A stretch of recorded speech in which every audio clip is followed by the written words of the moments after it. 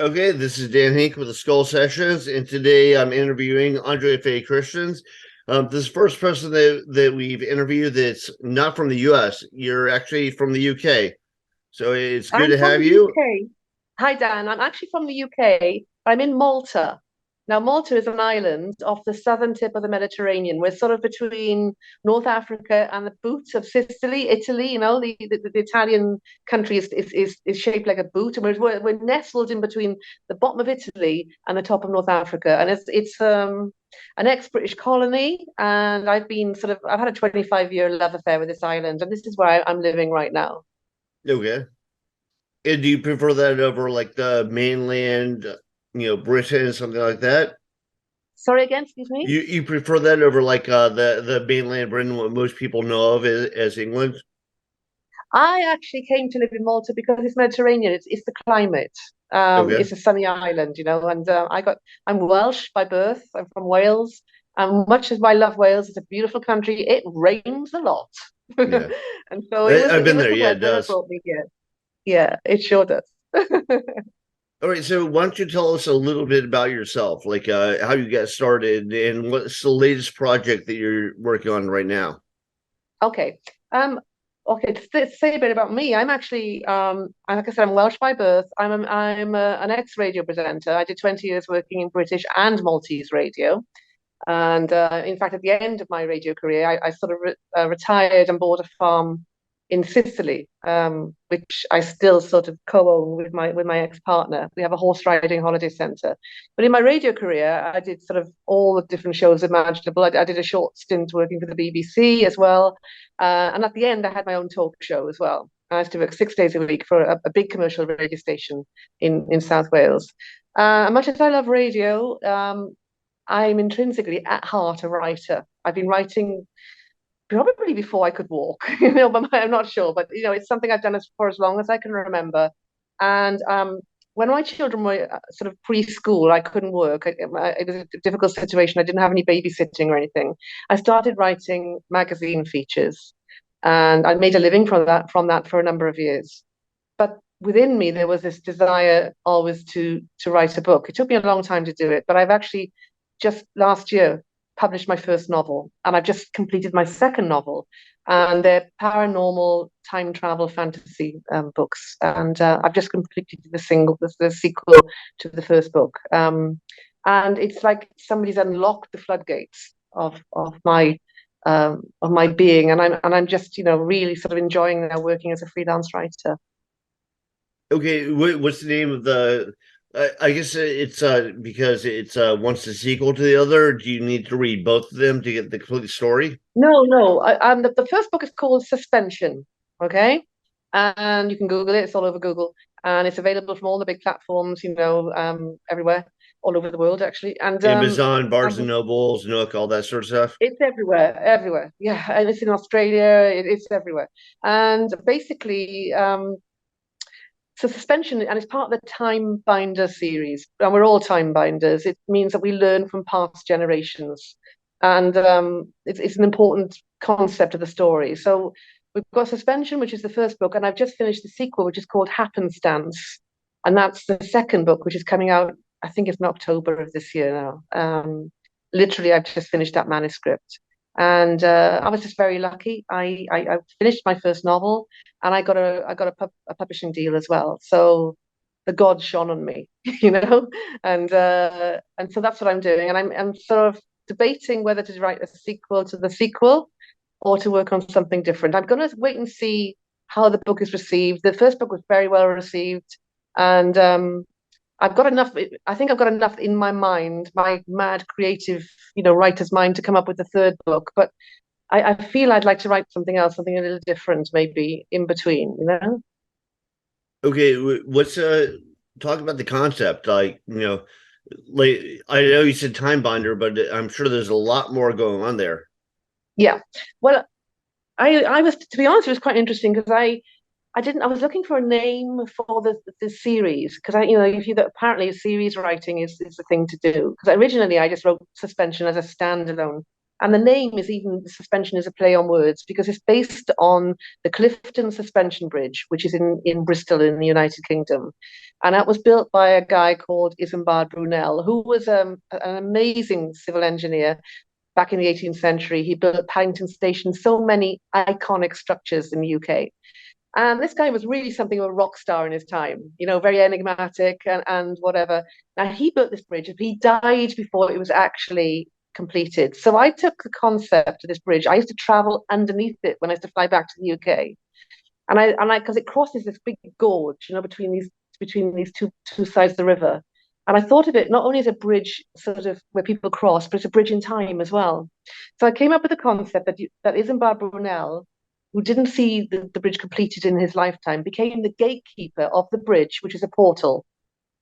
Okay, so that's where the name suspension comes from, because it's a suspension bridge, and the main protagonist, who is a very sort of unexpected heroine, she's a reluctant heroine, basically travels back and forth in time, but she's also dead. She's died, and in the very beginning of the book, she doesn't even realize that she's died, and she goes to her own autopsy, she goes to her own funeral, and so the first part of the book kind of like Bruce Willis in Sixth Sense, where like he doesn't know he's dead, but he's interacting. Yeah, there's a lot of that in there, and she in the beginning of the book, she's actually coming to terms with her own death. She's 31 years old, and she's coming to terms with that, and then she finds out that destiny's got this role for her, which is that she's what's called a dream walker, and a dream walker is someone that can pass between the living and the dead. And she died at 31. She just fell asleep on her sofa and she did not wake up. And she died of a congenital heart defect. I also have to tell you that she's heterochromic, which means she has blue eyes, one blue eye and one brown eye, which came from my grandmother, because that's a sign of her being a dream walker. And she's from a long line of women in her bloodline that have had this gift, but she didn't know about it. The whole like myth and legend sort of thing, like like some people say you're witches, so on, right? Oh yes, that's all in there. That's in the sequel. And so basically, in the first book, in Suspension, she's coming to terms with her realizing, first of all, that she's dead. Secondly, that she's got this role to play, and then she meets a number of characters that sort of cross her path. She has a bit of an unusual a love-hate relationship with Brunel, who's like trying to keep her in check, but she's very headstrong and doesn't want to be taking on this role. She's angry that she's died. She was an English teacher who was divorced and disappointed with her life, and suddenly, wow, she's dead at 31, and then suddenly destiny's got this role for her to play. So in the first book, she meets a number of characters, and she solves a murder. She travels back in time. When I wrote it, it wasn't meant to be mostly about time travel. It was more meant to be about the spiritual aspect, because it coincides with my own spiritual beliefs, Dan. But it sort of took a life on a life of its own as the story progressed, and the time travels became an important part of the story. But predominantly, it was a book that made you think about life and what comes after life. And then the time travel sort of morphed into the story as I started writing it, because when I came up with the concept of suspension, I had a pretty much good idea of the middle, the beginning, the middle, the end, and then I sort of fleshed it out in between with a lot of really interesting characters and things that happen and twists in the plot and things. So that's the first book, and the second book then is that she's really getting into the role of being a dream walker, and she gets sent back in time. And first up, she ends up in 17th century England, and then she's back in medieval Germany, and then she gets catapulted 200 years into the future. So, and each scenario, she's got things to sort out. So yeah, but as I said to you, it wasn't the time travel happened almost by accident in a way. Would you say the second book is a little bit more fantastical, a little more sci-fi than the first one? Or would you say I'll tell you the truth, Dan, right? I have contacts in the BBC, and at the time I envisaged Suspension as a script. Okay. I saw it as a script for maybe a 6-part miniseries or a film. But having had no experience whatsoever of writing a script, I thought the first thing I need to do is write it as a novel. So I did. But it's very cinematic, and it lends itself to either the big screen or the small screen, but it lends itself to that. And the second book continues that. It is very cinematic, even the way the book ends. I'm not going to tell too much because Well, obviously, it it's could be quite, picked up by somebody. I mean, look at Game of Thrones. Like yeah, yeah. anything written can be picked up as long as it's like kind of cinematically viewed. It's on the table in, I think, Los Angeles at the moment with some directors and a project manager. It's under consideration, but it's a very big table and there's a lot of books on there. Right, right. So I'm not holding my breath, but I mean, you never know. You never know. No, that That would be experience. They my get a hold of dream. me about a story, and then I never heard from them again. So You know, it's different. It's different to anything. I watch a lot of TV. I love sci-fi and stuff like that. Even though I haven't read a lot of it, since I've written a book on it, I started to watch it a lot more. And I think there's nothing quite like my book. Every story is unique, but mine's unique because it covers well, so every many good genres. story, some endlessly copy each other. Yeah, What every book. what That's the sci-fi hardest thing. shows are really inspire you, or do you really like? Yeah, they did inspire me, but I deliberately, when I wrote Suspension, I deliberately, at that point, wasn't watching much sci-fi. I just wanted to write this story, and it was afterwards I realized how unique it was in a way, because a lot of what happens to her has happened to me in my life, or happened to friends of mine. There's a lot of me. The main protagonist is called Carla, and she's like a younger version of me. But also, there's a lot of things happening in there that have happened to friends of mine. The first book opens with an out of body experience. She's floating above her body. She's had a glass of wine, she smoked a joint, and she's floating and she's thinking, she's dreaming, and she's looking down on herself. And in the story, she's died. But that scenario happened to a friend of mine. And so she was telling me about it, and I took that into the opening scenes of Suspensions. And I had to rewrite it a number of times to get that grief, that horror, that incomprehension of what's happening to her, to get that right. Because the more you rewrite and work, the more it sort of becomes alive. That was quite difficult to write. Very Did your friend challenging. have an out of body experience? Like they actually Yeah, she viewed did. Yeah, themselves from above? she was going in for an operation, and she floated up out of her body, and she could see everything, in the operating theatre.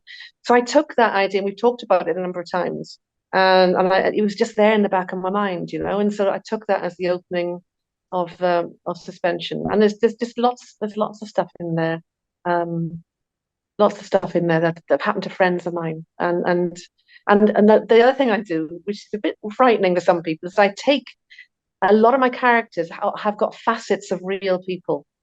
Like in Suspension, there is a really vibrant, vivacious psychic called Matilda. Now, I've based her on a friend of mine. She's a lawyer. And she's this big presence. She walks into the room, but I took Geraldine's sort of like presence, and I took that and created this psychic. And also, there's another couple of characters as well. There's a character called Sabrina who tragically dies in a motorcycle accident. Now, this is a real story that actually did happen. A young girl, she wasn't called Sabrina, but she was in Malta. She literally passed her motorcycle test, and the following day she went out and she was hit by a lorry and she died. So, and Wow. I remember being so taken back, so sad that a 26-year-old young girl from Sicily should have her life snuffed out in an instant. And about 6 years later, I took her into my book and she became Sabrina. And Sabrina's really like pissed off that she's like dead, you know what I mean? And so like I said, there's a lot of real things in there. And I think that's what has made the story, perhaps the character, so real. I mean, I've used in the second book, I have such a bad baddie.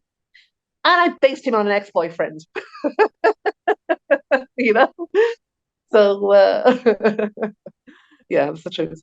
So, but if you use your human experience, and as writers, by virtue of what we are, we absorb. We're like sponges. It might be the way somebody holds a cigarette or eats their food, but we observe things, mannerisms, and things like that, and ways of being.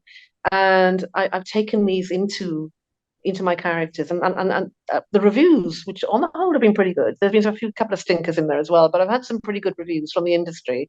They've all complimented me on the reality of the characters because they're based on parts of them are based on real people. Yeah, no, I think that really speaks to the show. Like, people like Stephen King are well known for that. Like, they believable characters. Like, Yeah. I went decades ago when I was a bike messenger. I remember a bike messenger got hit by a bus. He bounced over the curb. The bus came around and went right over his head. So I was like, that was stark and dramatic enough. I was like, I should include that, but it actually happened. I think that adds strength to it. When Yes. something dramatic actually happens. I think it reflects when something's real. I think it reflects in your writing. Well, for me, it does anyway. I mean, I'm not the world's greatest writer. What I love about writing is that you're always learning, you're always improving. I cannot spell to save my life. Thank goodness for spell check and a very, very patient proofreader, you know? Um, but I just love it. And, if my day is going bad or unless I've written, I don't feel that there's been a purpose to my day. It doesn't mean I have to write groundbreaking stuff. Sometimes I'll just sit down and edit. But it soothes my soul. Does that make sense to you, Dan? It soothes me. It's my way. I self-soothe by writing. Yeah, Um, well, I feel if I don't write, if I don't like, I also draw. If I like spend too long without working on artwork, if I spend too long without working on story, I feel like I'm missing something. I feel like I need that to fulfill me. so what sort of writing do you do? If you know what I'm asking. Sort of, It's probably the all right. My editor describes it as speculative fiction. So there's a little bit of horror, a little bit of sci-fi. It's yeah, you know, I try to make the characters as believable as possible. Most of it, like I grew up in isolated army bases with very conservative parents, and I was a teenage punk rocker, and so we didn't get along at all. You know, lots of stuff happened. But that feeds into your life experiences, and I think it's I think I try and portray that through my writing. I think that gives me like kind of a broader perspective. yeah. And would you agree, being a writer yourself? You know what they say? There's no I in teamwork. We're individuals. By virtue of who we are, the type of people being creative. I mean, I struggle with certain aspects. I mean, I'm up and I'm down and whatever, but that creative process within me is so strong. That drive. Um, and I just knew from childhood. If you look at my website, I mean, I talk about my mother being called up to the school. I was 5 or 6 years old, and they called her over to one side, and my mother's like, "What has she done now?" And it was like, no, no, we need to show you what she's doing. And then it was like writing and writing and pictures and writing and pictures. And they said, we think she's probably going to be a writer. Yeah. you know? I'm just annoyed it took me so long to write that first book. I mean, I had a box under my bed, which became a computer file later in life. And my mother still got that box of stories that I was writing as a child. And then I've got half written novels on, of old hard disks of computers. And I believe, that I think everybody's got a story. And so many people say, well, how did you write a book? And I was just like, it's like you need a different stamina to write a book than you do to write a magazine article. With a magazine article, you've got your beginning, you've got your middle, you've got your end, and then you sort of bring it all together. Well, a book is like that, but it's on a much bigger scale. Well, And I've written people, plenty of magazine articles, and some of it does transition, and some of it's totally different. yeah, yeah. For me, it was, and it's like layer upon layer upon layer upon layer. You just keep working at it, and then I keep reading. I'm my own worst critic as well. I mean, Well, my I my think most finger. writers are. Do you reckon? I don't know. I'm just tortured. But it's just like my finger a number of times hovered over that like delete button, delete the whole damn lot of it. And then no, and then I actually let a friend read it. And they were like, it's really good. And I was like, no, it can't be really good. No, you're being kind. No, it's really good.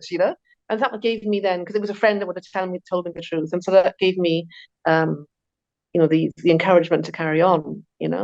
Um, but yeah, it's a wonderful, it's my passion anyway. I mean, some people love art, some people love sport, but for me, it's writing. And I mean, I don't read that much now because I'm just too busy, but as a child, I read profusely. I was a naughty child, and I was climbing trees and riding horses and things. But I read a lot of books as well, and I think that's where um, this love of literature comes from.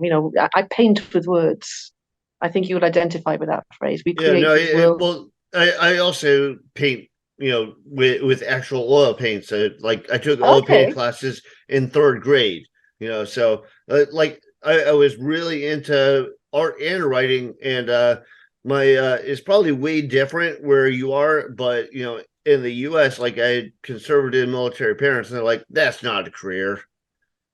So they at a certain I don't point they know. were no longer supportive because they're like, "You're not going to make money doing that." Well, hang on a second. Let me just say, the life of a writer. Everybody says, "Oh, you've written a book. You must have made so much money." I'm like, I wish. You know what they say? I got to take a day job to take a day job. I work as an English teacher part time as well. I take a day job to keep the wolf from the door. My wolf is on the doorstep. You know what I mean? I mean, my dream would be able to sort of to make a living from writing, but it hasn't happened yet. I I live in think a hope. lot of writers are that way. Like Yeah. I talk to them and go, "Well, I do this and I write." Like personally, I own a tattoo shop. So it's Oh, like right. that's kind of my day job, and then I write as well. And fortunately, by owning the shop, it gives me a little bit of extra time and leeway to be able to do that stuff. Yeah, well, you're obviously very creative and artistic then if you're a tattooist to be doing that. I mean, just the thought of a tattoo makes me want to cry because I don't like needles. But I mean, I know the art that people come up with is just mind blowing. Some of it. We Oh, know that's it's interesting. way different. There's a lot of people that are heavily tattooed, and they go into a doctor's office and they're terrified of needles. And the doctor says, "What are you talking about? You've had needles all over your body." It's completely different. It's a completely different thing, is it? And Yeah. my son's had quite a few tattoos, and then he says, "Mum, it was painful." But he said his back done and all the Well, rest of it. they're not kin kisses. I'm not saying they are, It's a necessary pain if you want to have it at Yeah. the end of the day, isn't it? Yeah. Well, Okay. I get you. what I tell people all the time is like everything good in life hurts. I was married, I should know. Yeah, got the t-shirt and that one as well. Excellent, excellent. So anyway, yeah, so that's me been pretty much really. I mean, I'm working on another book as well, which because I actually spoke to my publisher, and even how I got the deal is really funny. I just let me tell you this little story because I'd written Suspension, and to be honest, all I wanted to do was finish the book. I never really thought about getting a publishing deal. I didn't think I would ever get one. I sent the manuscript off to a few big publishers in the UK and got the dear John, thank you, no thanks, thanks but no thanks letters. And then I was at a ladies' lunch in Sicily, must have been 2020, and a friend of mine was saying, "Oh, Andrea's a writer," yeah, yeah, I've written a book, I've written a book. And basically, this lady turned around to me and she said, "Actually, my friend's got a publishing company." So I hadn't quite finished the book. I was in the final throes of it. So lo and behold, the next day I actually got a telephone call from this lovely lady called Echo Garrett from Lucid Helps Publishing, and she said that Marcia, our mutual friend, had told her about my concept of my book, and it ended up with me getting a deal. I've got a 3-book deal with them. Oh, that's awesome. And Yeah. they're based in Atlanta, and they're amazing. They're so supportive, and they're great to work with. And I really, really, I can't praise them enough. And I also want to say a big thank you to Mickey Mickelson, my publicist as well from Creative Edge. The guy's brilliant too. So I've got a great team that I'm working with. Who are very supportive, very supportive. And I think that helps a lot, when you get a bit of support. And I got a few trusted friends as well that I actually will say, "Look, will you just take a look? Will you read this chapter and tell me what you honestly think?" And then these friends of mine who are terribly critical will come back and tell me the truth. So all in all, it's quite a good support network. Right. Yeah. No, you need a little bit of pushback to really make you excel. Everybody can't Yeah, just constantly yeah, say everything is perfect, but it's good to have some support. Um, yeah, it's for sure, for sure. And there are days, Dan, where the muse just doesn't want to rock up. She's gone shopping, she's singing karaoke, she's got a hangover, and there's days I just sit there and it's not the words aren't coming to me. She's not in the room. And then I just think, okay, today I'm just gonna edit, you know? didn't And think as long as what? I'm just gonna do some editing, you Right. know? I'm just gonna do some editing. And I find that because I've just done the rewrite on Happenstance and I found it so enjoyable. I don't know if you're like me, but when you work as a writer, you've got different energy levels. And when you're on that high charging energy, that's when you really get the new stuff down there, when you Right. get the new stuff out there. But No, I then when know I'm back exactly what you're talking relaxing, about. yeah, you identify with that. And I when I think, run out of that, I like I'll quit and do something else to like retrain my mind because I figure if you kind of ran out of that like burst of energy when you're putting everything down, when you put more down after that, it's going to be like a little bit like a it's going to be stale. It's going to be it's not going to have the same liveliness, the same cleverness, any of that sort of stuff. So No, I try and rethink it and go yeah. somewhere else and rethink it. And do you ever get sometimes sometimes I've written myself into corners and I'm like, oh, I got myself into this now. How am I going to get myself out of it? And then No, it's I've like done that. pulling Yeah. teeth, you know? You know? It's like pulling teeth, and I think, oh crikey, I'm gonna have to rework. And then what I do then is I go for a walk with the dog because I live by a woods, a Yeah, small yeah, woods. that's good. I go for a bike ride. I think that Yeah, physical so you outdoor understand. exercise, you're breathing in, air. Yeah, Your mind's focused on where you're moving and what you're doing, as opposed to the words right in front of you. exactly, exactly. That's what I do as well. And if I don't, I mean, sometimes I'll have a couple of days off. I won't do anything. Sometimes I'm just, particularly at the end of a book. This is the second one I'm finished now, and it's like when you've been running a marathon and you're at the end and you're like so damn tired, and you're just like, I've got to get there, and then you just have a few days off, and then you go back and you get re-energized, and then you look at it again with fresh eyes, and then the other thing I really dread then is that first when you submit it and then they come back and they start to say, well, hang on, this doesn't make sense and that doesn't make sense. And you're thinking, actually, they're right. And that means I've got to write bits about it again, correct bits. And I hate that process of actually correcting bits of the story, but it's part of the process, isn't it? It's part of it. So, but Actually, as a, the as a, thing I hate even more than that is when people come back and they go, "This doesn't make sense." And you're like, "It makes perfect sense." Like, yeah, well, in order for me to publish it, and you're like, yeah, it's true. It is it's true. a constant And fight so, between being creative and somebody telling you, what's yeah. marketable. I mean, in the beginning, I was so happy because, when you're putting your work out there the first time, it is, and you know what it feels like. You're laying your soul bare, and it's a Mhm. horrible feeling. And then you start to get the first reviews coming in, and they were good. They were good. They were 4 star. They were 5 star. They were 4 star. They were 5 star. Like, yeah. And then I got a couple of 1 stars saying this is absolute shite, you know. Yeah. Well, you And I always was have like, people that hate what you do. yeah. And I just thought, well, fair enough, because if you bought my book as a bona fide sort of like time travel book, you'd be disappointed because it's not. It's different, you know.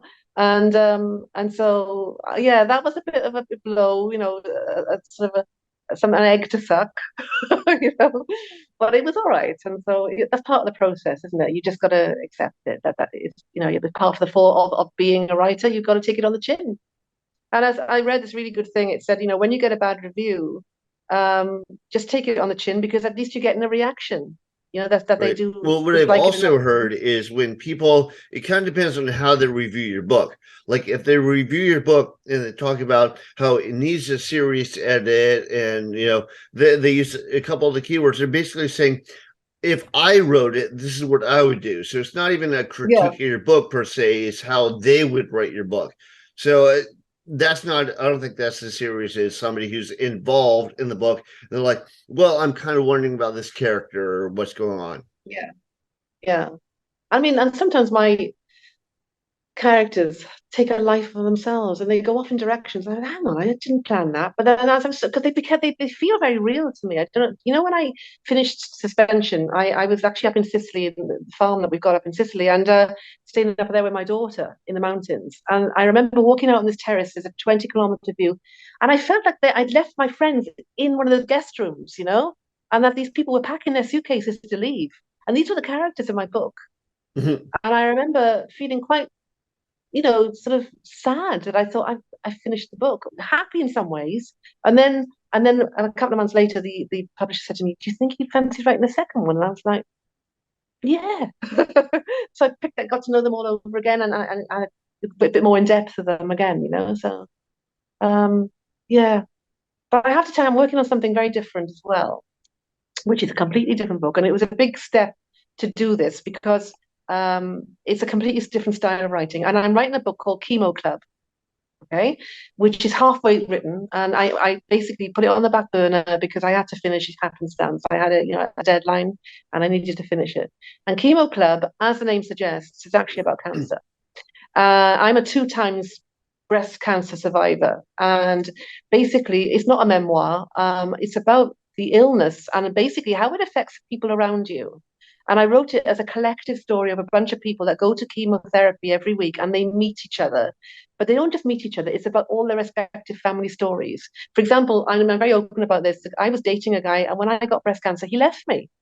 Wow. And when I went to see my plastic surgeon, because I had surgery, I had reconstructive surgery. When I had surgery, the plastic surgeon said, "Where's so and so?" You went, "Oh, Andrea, you're kidding me." And I was like, "No." And he said, "You know how often this happens? 1 in 6 women with breast cancer gets left." Oh, Okay. wow. But yeah, that's a very high percentage. Yeah. And the thing No, is, I had most brain people, cancer, and the girl I was dating, like, was so involved, and it seemed to so affect her. I was like, that's a good person. I married her. So I guess oh, I was lucky. yeah, you were very lucky. No, I wasn't lucky, I have to say, but it's a great benchmark. It's a great test for a relationship. And so what I've done is I've taken this book and it's already been sort of sent out, and somebody, a very, very uh, well-known author, has taken a look at it, and he said he's given me the thumbs up on the first 5 chapters. So I'm excited to write it, but it's different. Whereas Suspension and Happenstance are big sweeping stories, Chemo Club focuses on the small things, about emotions and stuff like that. And it was quite cathartic to write it as well. But it's like I said, I'm a character. My name is Emily in the book.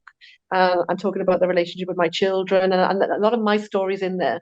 But there's other people. Then there's the doctor who rides a motorbike, Schultz, and she's this little feisty little blonde-haired doctor. She was based on my oncologist, who was actually Italian. And then there's the nurse who's got depression because he's got 3 children under 5 and he can't get any sleep, and then one of his children's got a cleft palate. So I've taken all these stories, they're based. I can see the characters, but I've given them different backstories, to the real people. Um, and it's exciting. And I picked it up the other day and I read it again, and I thought, right, I need to finish that. And when I talk to my oncologist, I go and get my checks and stuff, and we talked about the nature of the book. It's quite different again. There's nothing quite like it out there. But people write memoirs, and mine's not a memoir. It's about a book about love and about hope and about acceptance, you know? Because people don't even like to say the C word, but the truth is, in this day and age, 1 in 2 of us, 50% of us are going to be touched by cancer. That's a big percentage. Right. So, and dealing with it emotionally, my oncologist said there's a need for a book like this. So let's see. I said, and I'm excited to write that. So that's my next project, which that is scheduled for release next year as well. That's why as soon as I've got Happenstance off to the publisher now, then that's going to be finishing off Chemo Club. And then after that, I have no idea. I have no idea. I feel like relatable characters draws you in more and makes you more connected, regardless of the source material around it, as opposed to vice versa. Like, some people seem, so determined to like put in like spaceships or monsters or something. It's like, but I really feel involved in anything. Like, some authors are great at that. Like, even if the story is like fairly mediocre, the characters are so real, you instantly get involved. And Yes, yes. I personally enjoy the story more that way. Yeah, yeah. I'm not sure. I'm waiting for the feedback. I'm not sure. There's so much happening in the second book. I'm not sure whether I need to work a bit more on my protagonist, because she's more of like an observer as opposed to actually making things happen, because so much is happening. Whereas in the first book, she's much more involved. It's more about her emotions. But the storyline on the second book, because I saw it as a But set of even the way films. that you observe events could be, that could reveal character traits, that could Yeah, reveal, like, yeah. impression and so on. Yeah, I know, I know. I'm really looking forward to them coming back to me and giving me the ripping it apart and telling me what they really think of it. It was very good on the first book, so I'm hoping that they'll receive the second book as well. So who knows? Just wait. Okay, I know you've got to go pretty soon, but what I would like to ask you about is, like, you said you were a broadcaster for quite a while before this for the Yes. BBC. What happened there? No, I wasn't in the BBC. I did some affiliated work with the BBC. I actually worked in commercial radio, the commercial radio stations. Right. And I basically, all right, when I left college, I did a business degree, and I ended up working for the local police, and I ended up being a traffic presenter on the local radio stations. And from that, I ended up becoming a radio presenter, and I had a great run doing it. I really enjoyed. I worked for about six radio stations, and at one time, we're talking about quite a few years ago. In the beginning, there was a big sort of an imbalance of female broadcasters. So it's not so much the case now, but back in the day, there were very few female broadcasters, and so I was actually sometimes working two radio stations that were actually in competition with each other. So I did that, and I loved it, and I've been told I was good at it, but it was just that I just did it for so long, and I did every single show there was to do. I did breakfast, I did drive, I did chat show, I did this. That there was nothing else left for me to do apart from make a good living from it. And so what I did in 2005, which was a really intelligent thing to do, was I bought a farm in Sicily and moved to Sicily, and I drove down my six horses, and we opened up a horse riding centre, and I gave up my career and then I was always writing, and that farm is still running today. It's called Pippa's Paddock, and it's in the mountains in Sicily. And we get people from all over the world. A lot of people from the United States come over, and they do horse riding holidays. And they're usually like lawyers, doctors, surgeons, writers, people that wouldn't lead that sort of life, and it's a great place to be. And and the thing is, living in Malta is like it's very vibrant. It's like a microcosm. It's a very small. It's like living in a big city. It's a small island, and everything's very organized in Malta. So you've got everything's very close by and very vibrant, like I said. And then you go to Sicily, and you're in the middle of nowhere, in the outback, and so you've got this great contrast. And what's lovely is that the two islands are just half an hour away from each other. It's half an hour by plane and an hour and a half by ferry. So I just hop on the boat with my car, and I'm there. If I leave in the morning, I'm there by lunchtime, and I've driven up. Um, so I have this lovely contrast in my life as well. But yeah, so the radio thing actually served me really well, and I really can't complain. And so it's been an interesting life, I must say, interesting life. Yeah, it's probably beautiful down there in Malta. Is there is there a lot of architecture to see or anything? Like I've been to Scotland, and there's a lot of really cool stuff to see in Edinburgh. And so, is there anything like that? Well, Malta's got an amazing history. If you Right. Google it, it's got an absolutely amazing history, and I mean it's got a lot of tourism, but people also come because the weather's great. The sea's warm and the weather's great. So it's a great place. It's a great place to live. Very expensive, I've got to say that, but everything is easily at hand, if you know what I mean. So I enjoy very much living here. Does that like kind of the remnants of previous cultures, does that help Oh feed into yes, the writing? the Arabs were here, everything. We have Romans here, Right. so it's very. And then obviously now we've had later generations, and now it's very multicultural. Now we've got people from all over the world. Does that help inspire you? Does it help trigger what you're working on? Not really, not yet. Maybe in a future project. But for the moment, I'm just concentrating on when I looked at the futuristic aspect of happenstance, I did sort of think about Malta a little bit because there's a lot of building and construction going on. Um, but at the moment, it hasn't really inspired me. Maybe in a future book. Okay, awesome. So, all right, I know you got to go. Tell me some links so people can see your work and then get a hold of you. Okay, so I've got my website, which is www.andreafaychristians.com. Okay. That's my main one. I'm on Facebook as well under that name, Andrea Faye Christians. And I've got an Instagram page which is Andrew and Faye Christians and Faye Christians. Okay. Well, if you just all right. And what's available now that people can purchase? The book is available. It's on all the platforms: Amazon, Book Depository, Barnes and Noble, Mighty Ape in Australia. It's everywhere. If you just Google it, it comes up, and it's easily available. Okay. Well, all right. I'll let you go because, like I said, I know you got to go. But thank you All very right, much for Dan. doing this interview. Fantastic. Thank you for your patience, Dan. Yeah, no Okay. problem. Thank you.